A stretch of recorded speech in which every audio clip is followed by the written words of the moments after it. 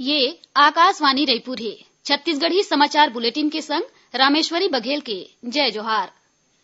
मुख्यमंत्री भूपेश बघेल हा राज्य में अवैया वित्तीय बछर के प्रस्तावित बजट के सिलसिला में विभागीय चर्चा के शुरुआत कर दे है।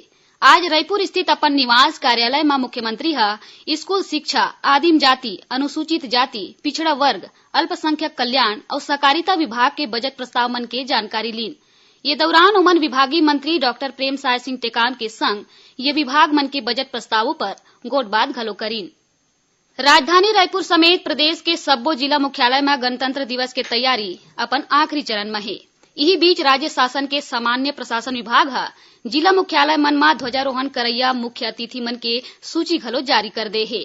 एकर अनुसार रायपुर के पुलिस परेड मैदान में राखे गए राज्य स्तरीय मुख्य समारोह में राज्यपाल अनुसुईया उइके हा झंडा फहराही। वहीं मुख्यमंत्री भूपेश बघेल हा जगदलपुर में झंडा फहराही।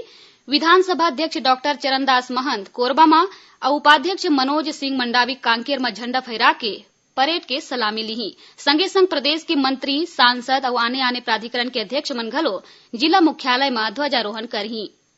मुख्यमंत्री भूपेश बघेल ने केंद्रीय रिजर्व पुलिस बल सीआरपीएफ के डायरेक्टर जनरल एपी महेश्वरी हा आज भेंट करीन। रायपुर के उनका निवास कार्यालय में हो ये भेंट के बेरा गृह विभाग के अपर सचिव, मुख्य सचिव सुब्रत साहू, पुलिस महानिदेशक डीएम अवस्थी और मुख्यमंत्री के प्रमुख सचिव गौरव द्विवेदी मौजूद रहीन। प्रदेश में नागरिकता संशोधन कानून सीएए के समर्थन में काली 22 जनवरी के भाजपा के रायपुर जिला इकाई डहर ले रैली और सम्मेलन के आयोजन करे जाही। वहीं राजधानी के बूढ़ा तालाब स्थित धरना स्थल में बुद्धिजीवी वर्ग आम सभा आयोजित करके नागरिकता संशोधन कानून के समर्थन करीन। छत्तीसगढ़ सिविल सोसाइटी के बैनर तले राखे गए ये समर्थन कार्यक्रम में डॉक्टर, इंजीनियर, अध्यापक, वकील और चार्टर्ड अकाउंटेंट के संगे संग लॉ यूनिवर्सिटी के विद्यार्थी घलो मौजूद रहीन। राजनांदगांव जिला में ठाकुर टोला के तीर राष्ट्रीय राजमार्ग में स्थित टोल नाका में सीजी 8 पासिंग वाला स्थानीय गाड़ी मन ला लेके अब टोल टैक्स नहीं वसूले जाही। आज राजनांदगांव में जनप्रतिनिधि, प्रशासनिक अधिकारी और टोल कंपनी के संचालक मन के बीच हुई बैठका में सीजी 8 पासिंग वाला गाड़ी मन ले टैक्स नहीं ले जाए पर सहमति बनीस।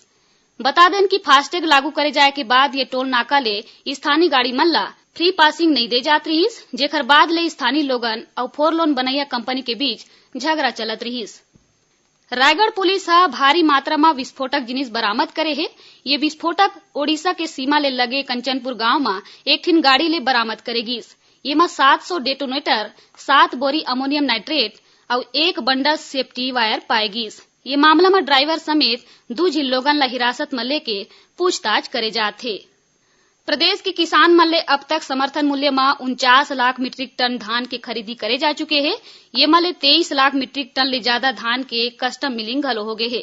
वहीं पंजीकृत मिलर मन ला 26 लाख मीट्रिक टन ले ज्यादा धान के उठाव बर डीओ जारी कर दे गए है। दुर्ग में आज बिहनिया 3 जिन लोगन के हत्या के मामला आगू आए है। ये घटना में महतारी बेटी के पहचान कर ले गए है। उन्हें एक झिन मौत हुए मनखे के पहचान नहीं हो पाए है। तालपुरी इंटरनेशनल कॉलोनी के घर में अज्ञात पुरुष के शव जरे अवस्था में पाएगीस। ये मामला में पुलिस जांच शुरू कर दे है। बालोद जिला में बीते रतिया एक ठिन 4 पहिया गाड़ी रायसिंह साल्हे पुलिया के तीर अंते तंते होके पलट गीस, जेखर ले गाड़ी में बैठे करीबन 60 जन लोगन घायल होगी। अब थोरकुन समाचार सार में। मुख्यमंत्री भूपेश बघेल के रायपुर स्थित निवास में काली आयोजित हुआ जन चौपाल भेंट मुलाकात के कार्यक्रम कोनो कारण ले स्थगित हो रही। कोंडागांव जिला के मर्दापाल थाना क्षेत्र में कोटमेटा के जंगल ले सुरक्षा बल 1 लाख रुपया के इनामी माओवादी ला गिरफ्तार करे है।